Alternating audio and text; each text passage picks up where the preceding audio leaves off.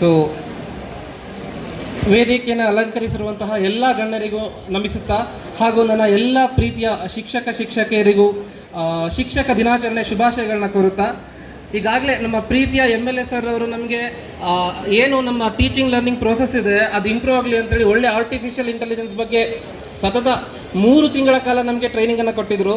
ಆ ಟ್ರೈನಿಂಗ್ದು ಸದ್ಬಳಕೆ ಯಾವ ಥರ ಆಗಿದೆ ಅಂತೇಳಿ ನಿಮ್ಮೆಲ್ಲರ ಪರವಾಗಿ ನಾನು ಇಲ್ಲಿ ಹಂಚ್ಕೊಳ್ತಾ ಹೋಗ್ತೀನಿ. ಸೊ ಆ್ಯಕ್ಚುಲಿ ಆರ್ಟಿಫಿಷಿಯಲ್ ಇಂಟೆಲಿಜೆನ್ಸ್ ಅನ್ನೋದು ಟೀಚಿಂಗಲ್ಲಿ ಎಷ್ಟು ಪರಿಣಾಮವನ್ನು ಬೀರಿದೆ ಅಂತ ಹೇಳಿದ್ರೆ ಅದ್ರ ಬಗ್ಗೆ ನಾನು ಡೀಟೇಲ್ ಆಗಿ ಡಿಸ್ಕಸ್ ಮಾಡ್ತಾ ಹೋದರೆ ಅಟ್ಲೀಸ್ಟ್ 1-1.5 ಗಂಟೆ ಬೇಕಾಗುತ್ತೆ. ಸೊ ಹಾಗಾಗಿ ನನಗೆ ಗೊತ್ತು ಈಗ ಆಲ್ರೆಡಿ ಟೈಮ್ ಆಗಿದೆ, ತುಂಬ ಕ್ವಿಕ್ಕಾಗಿ ಅದನ್ನು ಬ್ರೀಫ್ ಮಾಡ್ತಾ ಹೋಗ್ತೀನಿ. ಅದನ್ನು 5 ಡಿಫ್ರೆಂಟ್ ಹಂತಗಳಲ್ಲಿ ಯಾವ್ಯಾವ ಥರ ಬಳಸ್ಕೊಂಡಿದ್ದೀವಿ ಅನ್ನೋದನ್ನು ಡಿಸ್ಕಸ್ ಮಾಡ್ತಾ ಹೋಗ್ತೀನಿ. First, teaching learning process. So ನಾವು ಟೀಚಿಂಗ್ ಲರ್ನಿಂಗ್ ಪ್ರೋಸೆಸ್ ಅಂತ ಬಂದರೆ ಇಲ್ಲಿ ಕೆಲವೊಂದು ಪ್ರಶ್ನೆಗಳಿದ್ದು ಏನಂತ ಹೇಳಿದ್ರೆ ಆರ್ಟಿಫಿಷಿಯಲ್ ಇಂಟೆಲಿಜೆನ್ಸನ್ನು ನಾವು ಡೈರೆಕ್ಟಾಗಿ ಟೀಚಿಂಗಿಗೆ ಬಳಸ್ಬೋದಾ ಅಂತ. ಅದು ಖಂಡಿತ ನಾವು ಮಾಡಲಿಲ್ಲ. ನಾವೇನು ಮಾಡಿದ್ದೀವಿ ಅಂದರೆ ಆರ್ಟಿಫಿಷಿಯಲ್ ಇಂಟೆಲಿಜೆನ್ಸ್ ಅನ್ನೋದನ್ನು ನಮ್ಮ ಒಳ್ಳೆ ಒಬ್ಬ ಅಸಿಸ್ಟೆಂಟ್ ಆಗಿ ಬಳಸ್ಕೊತಾ ಇದ್ದೀವಿ. ಅದು ಅಸಿಸ್ಟೆಂಟ್ ಆಗಿ ನಮಗೆ ಯಾವ ರೀತಿ ಒಂದು ಅಸಿಸ್ಟೆನ್ಸನ್ನು ಕೊಡ್ತಾ ಇದೆ ಅಂತ ಡಿಸ್ಕಸ್ ಮಾಡ್ತಾ ಹೋಗೋಣ. ಸೊ ಟೀಚಿಂಗ್ ಲರ್ನಿಂಗ್ ಪ್ರೋಸೆಸ್ಸಿಗೆ ಬಂದರೆ ಲೆಸನ್ ಪ್ಲ್ಯಾನ್ ಪ್ರಿಪ್ರೇಷನ್ಸ್. ಈಗಾಗಲೇ ಗೊತ್ತು, ನಾವು ಪ್ರತಿದಿನ ಕ್ಲಾಸ್ಗೆ ಹೋಗೋಕ್ಕಿಂತ ಮುಂಚೆ ಲೆಸನ್ ಪ್ಲ್ಯಾನ್ನ ಪ್ರಿಪೇರ್ ಮಾಡ್ತಾ ಬರ್ತಿದ್ವಿ. ಸೊ ಆ ಲೆಸನ್ ಪ್ಲ್ಯಾನ್ ಹೆಂಗಾಯ್ತು ಅಂತ ಹೇಳಿದ್ರೆ ಬರ್ತಾ ಬರ್ತಾ ನಮಗೆ ಜಾಸ್ತಿ ಟೈಮ್ ತೊಗೊತಾ ಇದೆ ಅಂತೇಳಿ ಅದು ಕೇವಲ ಒಂದಷ್ಟು ಸ್ಟೆಪ್ಪನ್ನ ಫಾಲೋ ಮಾಡ್ತಾ ಬಂದ್ವಿ. ಯಾವಾಗ ಅದನ್ನು ನಾವು ಆರ್ಟಿಫಿಷಿಯಲ್ ಇಂಟೆಲಿಜೆನ್ಸನ್ನು ಬಳಸ್ಕೊಂಡು ಪ್ರಿಪೇರ್ ಮಾಡ್ತಾ ಹೋದ್ವಿ, ಆಗ ಆ ಲೆಸನ್ ಪ್ಲ್ಯಾನ್ ಆರ್ಗನೈಸೇಷನ್ ಮತ್ತು ಕಸ್ಟಮೈಸೇಷನ್ ತುಂಬ ಇಂಪಾರ್ಟೆಂಟಾಗಿ ಮಾಡ್ತಾ ಬಂದ್ವಿ. ಕಸ್ಟಮೈಸೇಷನ್ ಅಂತ ಅಂದರೆ ಯಾವಾಗ ನಮ್ಮ ಶಾಲೆಯಲ್ಲಿರುವಂತಹ ಅಥವಾ ನಮ್ಮ ತರಗತಿಯಲ್ಲಿರುವಂತಹ ವಿದ್ಯಾರ್ಥಿಗಳು ಬೇರೆ ಬೇರೆ ಹಂತದವರಾಗಿರ್ತಾರೆ, ಆ ಹಂತದವರಿಗೆ ಬೇರೆ ಬೇರೆ ಕ್ವೆಶನನ್ನು ಪ್ರಿಪರೇಷನ್ ಮಾಡಬೇಕು, ಆ್ಯಕ್ಟಿವಿಟೀಸನ್ನು ಪ್ರಿಪ್ರೇಷನ್ ಮಾಡಬೇಕು. ಜೊತೆಗೆ ಆ ಮಕ್ಕಳಿಗೆ ಆ ಕಲಿಕಾ ಏನಂತೀವಿ ವರ್ಕ್ಶೀಟನ್ನು ಬೇರೆ ಬೇರೆ ಪ್ರಿಪ್ರೇಷನ್ ಮಾಡೋಂಥ ಒಂದು ನಮಗೆ ಅವಕಾಶ ಈ ChatGPTಯಿಂದ ಅಥವಾ ಏನು ಆರ್ಟಿಫಿಷಿಯಲ್ ಇಂಟೆಲಿಜೆನ್ಸಿಂದ ನಮಗೆ ಸಿಗ್ತಾ ಬಂತು.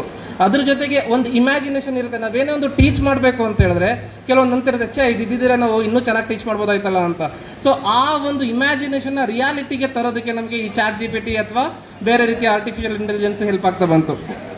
ಸೊ ಇನ್ನೊಂದೇನೆಂದರೆ ಸಿಮ್ಯುಲೇಷನ್ಸ್. ನಾವು ಎಸ್ಪೆಷಲಿ ವಿಜ್ಞಾನ ಶಿಕ್ಷಕರು ಅಥವಾ ಗಣಿತ ಶಿಕ್ಷಕರು ನಾವು ವಿಜ್ಞಾನ ಅಥವಾ ಗಣಿತನ ಎಷ್ಟೇ ಅಬ್ಸ್ಟ್ರಾಕ್ಟ್ ಅಂದ್ಕೊಂಡ್ರೂ ಕೂಡ ಆ ಮಕ್ಕಳಿಗೆ ರೀಚ್ ಮಾಡಿಸ್ಬೇಕು ಅಂದರೆ ಏನು ಆ ಅಬ್ಸ್ಟ್ರಾಕ್ಟ್ ಕಾನ್ಸೆಪ್ಟ್ ಇದೆ ಅದನ್ನು ನಾವು ಸಿಮ್ಯುಲೇಷನ್ ಮುಖಾಂತರ ಅಥವಾ ಆ್ಯಕ್ಟಿವಿಟಿ ಮುಖಾಂತರ ತೋರಿಸ್ಬೇಕಾಗುತ್ತೆ. ಕೆಲವೊಂದು ಉದಾಹರಣೆಗೆ ಈ ಎಲೆಕ್ಟ್ರಿಸಿಟಿಯಲ್ಲಿ ಪಾಠ ಮಾಡಬೇಕಾದ್ರೆ ಏನೇ ಆ್ಯಕ್ಟಿವಿಟಿ ಮಾಡಿ ತೋರಿಸಿದ್ರು ಕೂಡ ಆ ಎಲೆಕ್ಟ್ರಾನ್ಸ್ಗಳ ಮೂವ್ಮೆಂಟ್ ಆಗಲಿ ಅಥವಾ ಕನೆಕ್ಷನ್ಸ್ ಆಗಲಿ ನಾವು ಕರೆಕ್ಟಾಗಿ ಕೊಡೋಕ್ಕಾಗ್ತಿರ್ಲಿಲ್ಲ. ಈಗ ಏನಾಗ್ತಾ ಇದೆ, ಈ ಸಿಮ್ಯುಲೇಷನ್ಸ್ ಅನ್ನೋದು ಏನು ಬಂತು ಅದನ್ನು ಆರ್ಟಿಫಿಷಿಯಲ್ ಇಂಟೆಲಿಜೆನ್ಸ್ ಮುಖಾಂತರ ನಾವು ತೊಗೊಂಡು ಮಾಡ್ಕೊಂಡಿದ್ದೀವಿ. ಅದರಲ್ಲಿ ನಮಗೆ ತುಂಬ ಪರ್ಫೆಕ್ಟಾಗಿ ಮಕ್ಕಳಿಗೆ ಅವ್ರ ಲೆವೆಲ್ಗೆ ತೋರಿಸೋಂಥ ಅವಕಾಶ ಸಿಕ್ಕಿದೆ. ಸೊ ಅದನ್ನು ಬಿಟ್ಟರೆ ರೆಡ್ಯೂಸಿಂಗ್ ಕಂಟೆಂಟ್ಸ್. ಈಗ ಸರ್ ಆಗಲೇ ಬುಕ್ಕನ್ನ ಎಷ್ಟು ಮಟ್ಟಿಗೆ ನಾವು ಓದಬೇಕು ಅನ್ನೋದ್ರ ಬಗ್ಗೆ ಮಾತಾಡ್ತಾ ಇದ್ರು. ಈಗ ನಮಗೆ ಹಲವಾರು ಬುಕ್ ಸಿಗುತ್ತೆ, ಆ ಬುಕ್ಗಳನ್ನ ನಾವು ಪೂರ್ತಿ ಓದೋಕ್ಕಾಗಲ್ಲ.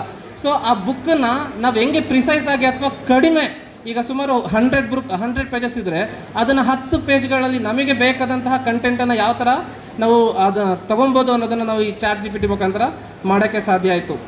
ಸೊ ಅದ್ರ ನೆಕ್ಸ್ಟ್ ಬಂದರೆ ಸ್ಟೂಡೆಂಟ್ ಅಂಡರ್ಸ್ಟ್ಯಾಂಡಿಂಗ್. ಸೊ ಮಕ್ಕಳು ಅಂತ ಬಂದರೆ ನಾವು ಬರೀ ಪಾಠ ಮಾಡಿದ್ರೆ ಸಾಕಾಗಲ್ಲ. ಕೆಲವೊಂದು ಸರಿ ಕೇಸ್ ಸ್ಟಡೀಸ್ ಮಾಡೋಂತಹ ಇದು ಅವಶ್ಯಕತೆ ಇರುತ್ತೆ. ಕೆಲವೊಂದು ಸರಿ ನಾವು ಮಕ್ಕಳ ಆ್ಯಕ್ಷನ್ ರಿಸರ್ಚ್ ಅಂತ ಕರಿತೀವಿ.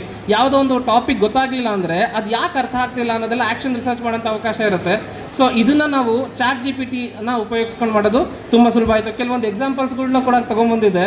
ಸೊ ಬಟ್ ಇಲ್ಲಿ ಡಿಸ್ಕಸ್ ಮಾಡೋಕ್ಕೆ ತುಂಬ ಲೇಟ್ ಆಗುತ್ತೆ, ಬೇರೆ ವೇದಿಕೆಯಲ್ಲಿ ಇದ್ರ ಬಗ್ಗೆ ಡಿಸ್ಕಸ್ ಮಾಡೋಣ. ಸೊ ಕ್ವೆಶನ್ ಪೇಪರ್ ಪ್ರಿಪ್ರೇಷನ್ ಮತ್ತು ಕ್ವೆಶನ್ ಪೇಪರ್ ಪ್ರಿಪ್ರೇಷನ್ ಬಂದಾಗ ನಾವೆಲ್ಲ ಟೆಸ್ಟ್ಗಳನ್ನ ಮಾಡ್ತಾ ಇದ್ದೀವಿ. ಆದರೆ ಒಂದು ಮುಖ್ಯ ತೊಂದರೆ ಏನಾಗ್ತಾ ಇದೆ ಅಂದರೆ ಒಂದೇ ಕ್ವೆಶನ್ ಪೇಪರ್ನ ಎಲ್ಲರಿಗೂ ಕೊಟ್ಟಾಗ ಅದು ಎಲ್ಲರಿಗೂ ಆ ಕ್ವೆಶನ್ ಪೇಪರ್ನ ಫಾಲೋ ಮಾಡೋದು ಕಷ್ಟ ಆಗ್ತಾ ಇದೆ. ಹಂಗಂತೇಳಿ ನಾವು 5-6 ಕ್ವೆಶನ್ ಪೇಪರ್ ಮಾಡೋಷ್ಟು ಮಾತ್ರ ಟೈಮು ಇಲ್ಲದೆ ಇದ್ದಾಗ ಏನು ಈ ChatGPT ಅಥವಾ AI ಇದೆ ಅವನ್ನ ಬಳಸ್ಕೊಂಡು ಸೇಮ್ ಕಂಟೆಂಟಿಗೆ ಡಿಫ್ರೆಂಟ್ ಲೆವೆಲ್ ಆಫ್ ಕ್ವೆಶನ್ ಪೇಪರ್ಸ್ನ ಪ್ರಿಪೇರ್ ಮಾಡಿ ಮಕ್ಕಳಿಗೆ ಟ್ರೈನ್ ಮಾಡೋಕ್ಕೆ ನಾವು ಸ್ಟಾರ್ಟ್ ಮಾಡಿದ್ವಿ. ಈಗ ಈ ಥರ ಏನಾಯ್ತು ಅಂದರೆ ಎಲ್ಲ ಮಕ್ಕಳು ಅವ್ರವ್ರ ಲೆವೆಲಿಗೆ ತಕ್ಕಂತೆ ನಮಗೆ ಆ್ಯಕ್ಟಿವ್ ಪಾರ್ಟಿಸಿಪೇಷನ್ ತೋರ್ಸೋಕ್ಕೆ ಶುರು ಮಾಡಿಕೊಂಡ್ರು. ಸೊ ಇನ್ನೊಂದು ಹಂತ ಏನಂದರೆ ಆ್ಯಕ್ಟಿವಿಟಿ ಬಿಲ್ಡಿಂಗ್. ಸೊ ಈ ಆ್ಯಕ್ಟಿವಿಟಿ ಬಿಲ್ಡಿಂಗ್ನ ಮಾಡಬೇಕಂತಂದರೆ ಬೇರೆ ಬೇರೆ ಸಿಚುವೇಶನ್ಸ್ ಇರುತ್ತೆ, ಬೇರೆ ಬೇರೆ ಕಂಟೆಂಟ್ ಇರುತ್ತೆ, ಬೇರೆ ಬೇರೆ ಸಬ್ಜೆಕ್ಟ್ಸ್ ಇರುತ್ತೆ. ಸೊ ಕೆಲವೊಂದು ಸರಿ ಎಲ್ಲ ಸರಿನೂ ನಮ್ಮದು ತುಂಬ ಕ್ರಿಯೇಟಿವ್ ಆಗಿ ಓಡ್ತಿರಲ್ಲ. ಅವಾಗ ಏನಾಗುತ್ತೆ, ನಮಗೆ ಈ ಅಸಿಸ್ಟೆಂಟ್ದು ಅವಶ್ಯಕತೆ ಬರುತ್ತೆ. ಸೊ ಒಂದು ಟಾಪಿಕನ್ನು ಕೊಡಿ, ಇಂತಿಂಥ ಮಕ್ಕಳಿದ್ದಾರೆ, ಇಂತಿಂಥ ಲೆವೆಲಲ್ಲಿದ್ದಾರೆ, ಮತ್ತು ನಮ್ಗೆ ಈ ಥರ ಒಂದು ಆ್ಯಕ್ಟಿವಿಟಿ ಬೇಕಾಗುತ್ತೆ, ಇಷ್ಟು ನಿಮಿಷ ಎಂಗೇಜ್ ಮಾಡಬೇಕಾಗುತ್ತೆ, ಎಲ್ಲ ಪ್ರಾಂಪ್ಟನ್ನ ತುಂಬ ಕರೆಕ್ಟಾಗಿ ಕೊಟ್ಟರೆ ಅದು ನಮಗೆ ಎಷ್ಟು ಬೇಕೋ ಆ್ಯಕ್ಟಿವಿಟೀಸ್ನ ನಮಗೆ ಕೊಡ್ತಾ ಬರುತ್ತೆ. 10 ಆ್ಯಕ್ಟಿವಿಟಿ ಬೇಕಾ 10 ಆ್ಯಕ್ಟಿವಿಟಿ ಕೇಳ್ಬೋದು. ಸೊ ಹಿಂಗೆಲ್ಲ ಮಾಡಿದಾಗ ನಮ್ಗೆ ಏನಾಯಿತು, ಅದರಲ್ಲಿ ಯಾವುದು ಬೆಸ್ಟ್ ಅದನ್ನು ತಗೊಂಡು ನಾವು ಸ್ಕೂಲಲ್ಲಿ ಬಳಸಲಿಕ್ಕೆ, ಕ್ಲಾಸ್ ರೂಮ್ ಲೆವೆಲ್ಲಿ ಬಳಸಲಿಕ್ಕೆ ಶುರು ಮಾಡಿದ್ವಿ. ಸೊ ಮತ್ತು experiment setup, charts preparation, charts organisation ಎಲ್ಲವನ್ನು ಕೂಡ ನಾವು ಈ ಆರ್ಟಿಫಿಷಿಯಲ್ ಇಂಟೆಲಿಜೆನ್ಸನ್ನು ಬಳಸ್ಕೊಂಡು ಮಾಡೋಕ್ಕೆ ಶುರು ಮಾಡ್ಕೊಂಡ್ವಿ. ಮತ್ತಿನ್ನೊಂದು ಏನಂದರೆ ಪರ್ಸ್ನಲ್ ಅಸಿಸ್ಟೆಂಟ್.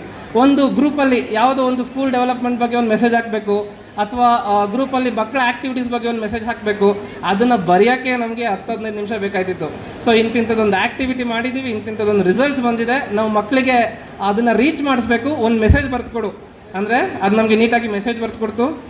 ಜೊತೆಗೆ ಅದು ಕನ್ನಡದಲ್ಲಿ ಬೇಕಾ, ಇಂಗ್ಲೀಷಲ್ಲಿ ಬೇಕಾ, ಯಾವ ಭಾಷೆಯಲ್ಲಿ ಬೇಕು ಆ ಭಾಷೆಯಲ್ಲಿ ಅದು ಮಾಡೋಕ್ಕೆ ಸ್ಟಾರ್ಟ್ ಆಯಿತು. ಈ ಥರ ತುಂಬ ಇನ್ನೊಂದಷ್ಟು ಇದೊಂದಿದೆ. ಸೊ ಫೈನಲಿ ಇದು ನಮಗೆ ಪರ್ಟಿಕ್ಯುಲರಾಗಿ ಯಾವ ಒಂದು ಇಂಪ್ರೂವ್ಮೆಂಟ್ನ ನಾವು ಮಾಡ್ಕೊಂಡಿದ್ದೀವಿ ಅಂದರೆ, ನಮ್ಮ ಶಾಲೆ, ನಿಮಗೆಲ್ಲರಿಗೂ ಗೊತ್ತು, ನನ್ನ ಹೆಸರು ಹರ್ಷ ಮತ್ತು ನಾನು ಕೆಲಸ ಮಾಡ್ತಾ ಇರೋದು GHPS ಮಲ್ಲಿಗೆರೆಯಲ್ಲಿ. ಸೊ ನಮ್ಮ ಶಾಲೆಯಲ್ಲಿ ಹೊಸದಾಗಿ ಆಲ್ಮೋಸ್ಟ್ 75% ಕ್ಲಾಸ್ ರೂಮ್ಸ್ನ ಸ್ಮಾರ್ಟ್ ಕ್ಲಾಸ್ಗಳಾಗಿ ಕನ್ವರ್ಟ್ ಮಾಡಿದ್ದೀವಿ. ಸೊ 75% ಬಗ್ಗೆ ಮಾತಾಡಿದ್ರೆ ಇರೋದೇ 4 ಕ್ಲಾಸ್ ರೂಮು, ಅದರಲ್ಲಿ 3 ಕ್ಲಾಸ್ ರೂಮು ಸ್ಮಾರ್ಟ್ ಕ್ಲಾಸ್ ಆಗಿ ಪರಿವರ್ತನೆ ಆಗಿದೆ. ಜೊತೆಗೆ ಓಪನ್ ಲ್ಯಾಬ್ಸ್, ಮಕ್ಕಳಿಗೆ ಈ ChatGPTಯ ಸಹಾಯವನ್ನು ಬಳಸ್ಕೊಂಡು ಗಣಿತದಲ್ಲಿ ಹಾಗೂ ವಿಜ್ಞಾನದ ಎರಡರಲ್ಲೂ ಕೂಡ ಒಂದು ಓಪನ್ ಲ್ಯಾಬ್, ಮಕ್ಕಳು ಯಾವಾಗ ಬೇಕಾದರೂ ಯೂಸ್ ಮಾಡುವಂತಹ ಓಪನ್ ಲ್ಯಾಬ್, ಆ ಎಲ್ಲ ಲ್ಯಾಬಿಗೂ ಸ್ಕ್ರೀನಲ್ಲಿ ಎಕ್ಸ್ಪ್ಲನೇಷನ್ ಮತ್ತು ಸಿಮ್ಯುಲೇಷನ್ ಬರೋ ಥರ ಸೆಟಪ್ ಮಾಡ್ಕೊಂಡಿದ್ದೀವಿ.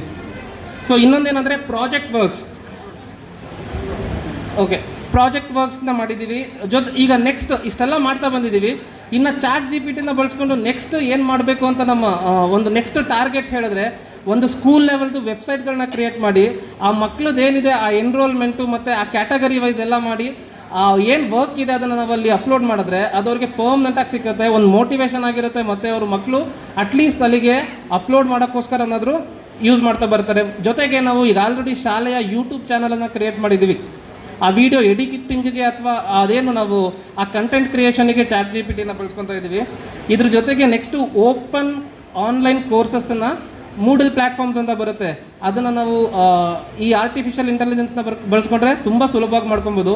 ಆನ್ಲೈನ್ ಕೋರ್ಸಸ್ನ ಕ್ರಿಯೇಟ್ ಮಾಡಿ ಅದಕ್ಕೆ ಮಕ್ಕಳನ್ನ ಎನ್ರೋಲ್ ಮಾಡಿ ಫ್ರೀ ಟೈಮಲ್ಲಿ ಅವ್ರನ್ನ ಕೋಚ್ ಮಾಡ್ಬೋದು. ಸೊ ಇದೊಂದನ್ನು ನಾವು ChatGPTಯಿಂದ ಮಾಡಬೇಕಂತ ಅಂದ್ಕೊಂಡಿದ್ದೀವಿ. ಸೊ ನಮ್ಮ ಪ್ರೀತಿಯ MLA ಸರ್ ನಮಗೆ ಈ ಒಂದು ಇಂಪ್ರೂವ್ಮೆಂಟ್ ಮಾಡ್ಕೊಳ್ಳೋಕ್ಕೆ ಅವಕಾಶ ಕೊಟ್ಟಿದ್ದಾರೆ, ಹಾಗೂ ನಮ್ಮ ಎಲ್ಲ BRC ಸಿಬ್ಬಂದಿ ವರ್ಗ, BO ಸಿಬ್ಬಂದಿ ವರ್ಗದವರು ಈ ಒಂದು ಆರ್ಟಿಫಿಷಿಯಲ್ ಇಂಟೆಲಿಜೆನ್ಸ್ ಟ್ರೈನಿಂಗ್ನ ಕೊಟ್ಟಿದ್ದಾರೆ. ಸೊ ಇದಕ್ಕೆ ನಾನು ಅವರಿಗೆ ಹೃತ್ಪೂರ್ವಕ ಧನ್ಯವಾದಗಳನ್ನ ಹೇಳ್ತಾ ನನ್ನ ಭಾಷಣವನ್ನು ಮುಗಿಸ್ತಾ ಇದ್ದೀನಿ. Thank you. ಥ್ಯಾಂಕ್ ಯು ವರ್ಷ.